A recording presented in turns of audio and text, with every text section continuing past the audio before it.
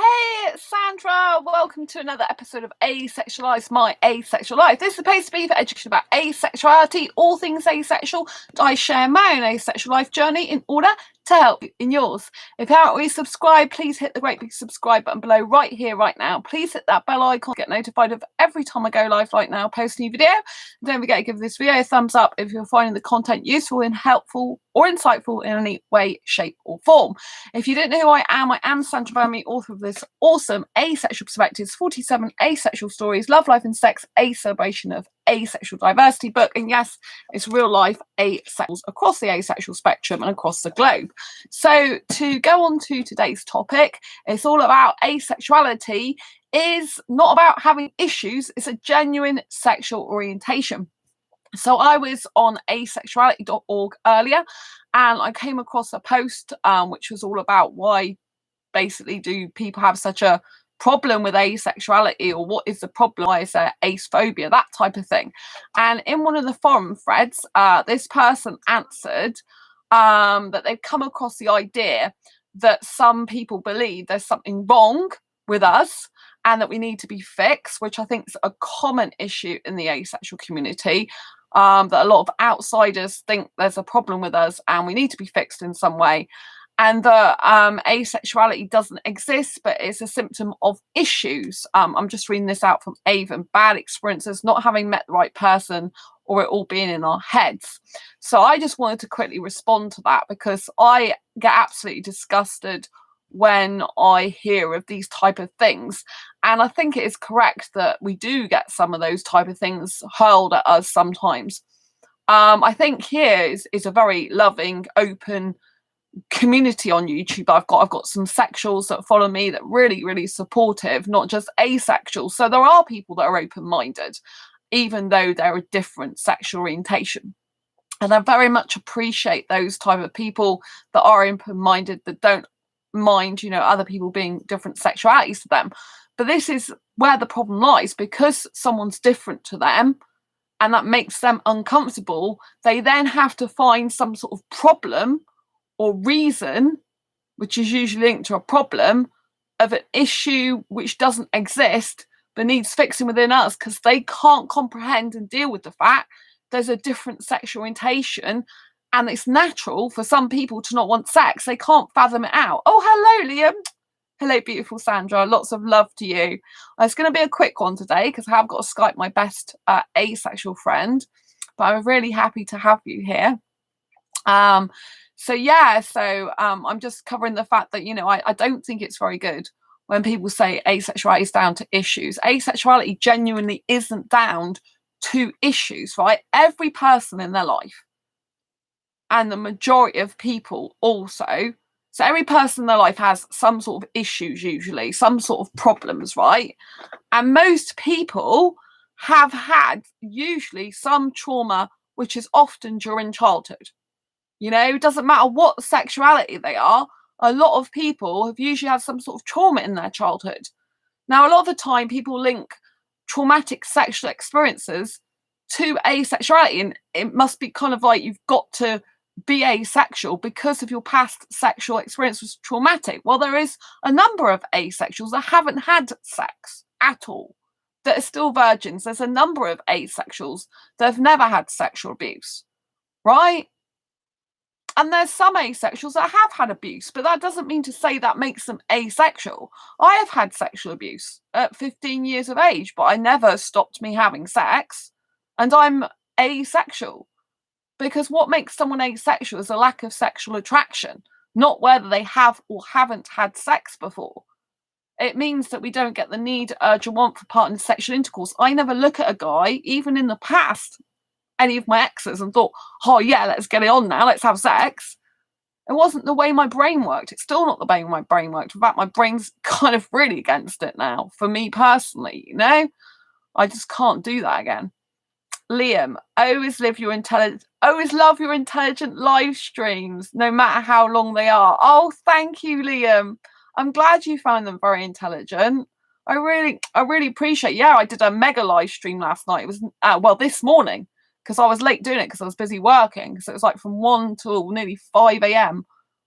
just after one. It was 3 hours and 43 minutes. So but I'm glad you like the show. I like to do a different type of show. As you know, this is a chat show, so it's very different to any other type of asexual show people are likely to come across. And I'm glad you find it intelligent conversation as well. I think that's so important. There's kind of this stigma as well around asexuals that, that kind of like asexuals look a certain type of way, or we're just very sexually inexperienced. And that's why we're asexual. I mean, of course, a lot of asexuals are sexually inexperienced because they're not interested in sex. They don't get the need, urge, or want for it, right? If you don't have the need, urge, or want for something, why should you force yourself to do something you don't want to do? It's just like having some food in front of you that you really don't eat, that you despise the taste of, despise the look of, and don't like the smell of. Why would you eat something like that? And it's just like, why should you force yourself to push your face and mouth in something you don't like to do? Imagine that. Why would you do that? If you don't do that with foods, why would you do it with yourself? You wouldn't. So you have to understand, everyone needs to understand, whether you're whatever sexual orientation's watching this right now. Obviously, I know Liam's asexual, but I know there's other people watching it. Whatever sexual orientation you are, asexuality is not about having issues. It's about, such as a bad sexual experience or something happened in our childhood to make us asexual, or it's something in our heads because we've just decided we want to be that way and it's just a choice, which it really isn't. It's not anything like that. It's a genuine sexual orientation. And the sooner the whole world wakes up to that, the better. Why?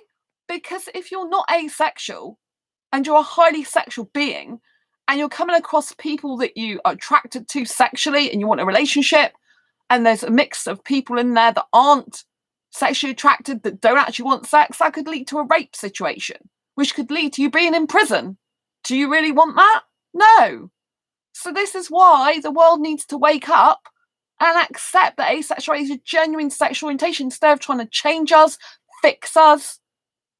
Some people are so disgusting, they think by sticking their bit inside a woman they can change her. It's disgusting. Liam, I've never had sex and never want to ever have sex, and I've never been sexually abused, and I'm asexual. I hate people that think like that. I'm glad you said that, Liam. See, Liam is a prime example. Asexual, never had sexual abuse, right? So there are people that are asexual. I love this channel so much because people talk in chat, and I often have people in chat that give very good examples of the things I'm talking about, real life living examples, which is what I think, is just incredible that I can, bring these real life experiences through my show. I'm so glad you're here, Liam. It's just perfect. I don't know how it happens, but I usually happen to have the right person or people in the chat that have, that are examples of what I'm talking about. So I'm really glad you're here. It's so important. So you have to understand that asexuality is not for any issues. Everyone has their issues. I know sexuals that have had sexual abuse. They're still sexual. They still get sexual urges. They still want sex. They still like sex. They still enjoy it. They still get the need, urge, want for it because they're still sexually attracted. Because they're still, like what the ones I know are heterosexual in sexual orientation. So heterosexuals do experience abuse as well, not just asexuals, and there's other sexuals that experience sexual abuse from the LGBT community, of course. Everyone, whatever sexuality, not everyone's had sexual abuse, but everyone on some part of different, sexual spectrums will have had sexual abuse, unfortunately, at some point in their life. Do you know what I mean? It's just a sad state that some people, but not everyone has. Like Liam says, they haven't, So I think you really need to appreciate that asexuality is a sexual orientation. And the world needs to appreciate it so that we can have a lot more open, honest discussions about sex. Sex is sensationalized, right? Sex is all over the place, but it's not really talked about in a deep, meaningful, educational, constructive way. Right, I try to do that on my channel, as much as possible. It's not spoken about. Even, like sexuals, some sexuals that I've been like dating, for example, they've been cringing when I've talked about asexuality and sex in public. Yeah, it's all right for them to, be very extrovert and very chatty about sex when it comes to, oh yeah, let's get some. But when it comes to having an open conversation and me actually saying to them, well, I haven't experienced sexual attraction, I don't get the need, urge, you want for it. If I'm in a pub with asexuals, they're cool about it usually. If I'm in a pub with a sexual person, it's like, oh my goodness, I can't believe she said that. And I'm like, hang on a minute. The person that I remember saying this to was actually a highly sexual person who I probably shouldn't have dated, but I did. And, and he was there, his philosophy was, I buy a woman a meal, she has sex with me, basically. That was his past experience for a long time. And I'm like, which to me is very disgusting, So I know it's crazy. I even had dating sessions, I even dated him, but there you go. Sometimes we do crazy things in life, I'm trying to say here that it's not thanks for the thumbs up, love you lots. I'm trying to say that, asexuality is not down to any issues, because any type of sexual orientation can have issues. Oh, hi, Sam. I'm Skyping with you in 6 minutes. Sam's come to keep an eye on me, thinking, yes, you got to Skype me. Hurry up, Sandra. Thank you, my friend. It's lovely to see you here. As always, lots of love for you.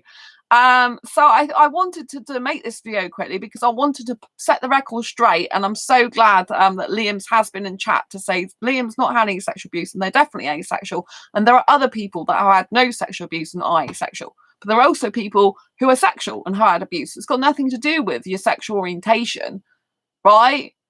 Asexuality is a genuine sexual orientation. It's just different, and there's nothing wrong with being different, right? Every person on this planet is unique and full of wonderful, awesome gifts, and everyone is different, right? Just imagine if I was the only asexual in the world, which I thought I was years ago. Imagine if that carried on for the rest of my life. I'd be so upset, I'm so glad there's other people like me.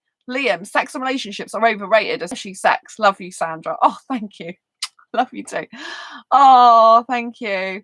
Yeah, I mean, I think relationships are very difficult, because I was talking about that, wasn't I? Yesterday I was talking about intercultural relationships. It was a very interesting talk. And it was interesting because my life was on yesterday's show, and she was explaining that, oh, sorry, not she, they, them, or he. I did ask them their pronouns yesterday. Naughty, naughty. So they did say that their boyfriend was from country and they were from a city, and they were explaining the differences and the type of things they like, but it's working beautifully between them. Actually, they love the countryside more, so that works out well. So they were saying about different foods they like, different things they do. And it was just very, very interesting. Like I said, it's amazing who turns up in the chat and happens to be like related to the topic I'm usually talking about, and they can give some examples, which is incredible. So, you have to understand, for example, when I wrote my book, there is genuinely 47 different asexuals across the spectrum in this book, right? You can tell how many, different and varied people are asexual. And when I bring my Asexual Guide to Sex book out, yes, I know the title's a bit ironic, you are literally going to be able to see, which I cannot wait. I'm so excited. I want to get back to writing that, but I'm just doing other stuff at the moment, which is a bit frustrating because I really want to get back to that book, because that book is just the love of my life at the moment. I might sound weird, but I love books, and I love when I write books. I get very connected to my books, and and you'll actually be able to see the difference between an asexual mind and the thoughts and the feelings that run through us in relationship to sex, and how that works physically and emotionally and mentally. It's the most insightful book I think you'll ever come across on sex in your life. And I'm glad that I'm writing it, because I want sexuals to understand this better. I want sexuals to be able to say, my God, I understand now. I understand this is a sexual orientation because I can see it in front of my face. I'm reading it. When you read the stories of the people in it, you feel immersed in their mind. You feel immersed in their own experience, personal experiences, and you really get this deep, insightful knowledge and experience about sex in the brain of the asexual, and in their feelings and emotions and how they act and react to things. It's just incredible. And no scientist could have ever written a better book. It's not scientific. What I'm saying is better than any science, because it's not trying to prove or disprove asexuality or whatever. It's showing it exists and you can't deny it. anyone who's deny it would just be very blind and closed-minded, and really, you know, wouldn't be reading the book properly. You just can't not. It's like, because it's like, it's just like you're in the mind. Ever I read the book, I get into the mind of the person who story it is at the time, and they're very vastly different stories as well, which is why it proves that asexuality exists and is very, very real. So I can't wait to get that book out. And you know, it's just, I just wanted to make it sure, though, certain that it is definitely a sexual orientation, is to be taken seriously, and it is the lack of sexual attraction, which means we don't get the need, urge, and want for partner sexual intercourse with a specific person in real life. That pretty much covers the whole spectrum.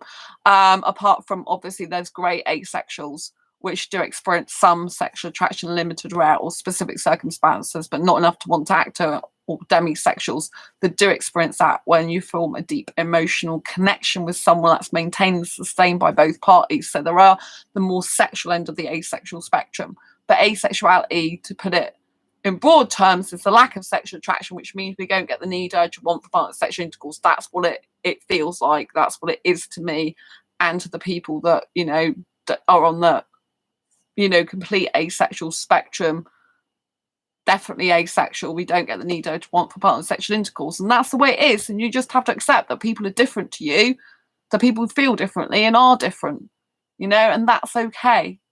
That's perfectly okay. I've got to go because I've got to Skype Sam in less than 1 minute. So I'll love you and leave you for now. Thanks so much for watching. Thanks, Liam. Thanks, Sam. And love you to bits. Don't forget to subscribe if you haven't already. Hit that bell icon to get notified of every time I go live right now, post a video. And don't forget to give this video a thumbs up if you enjoyed the content in any way, shape or form. And post your comments down below. And Radical, see you shortly. Thank you. Lots of love. Bye. See you soon. Bye.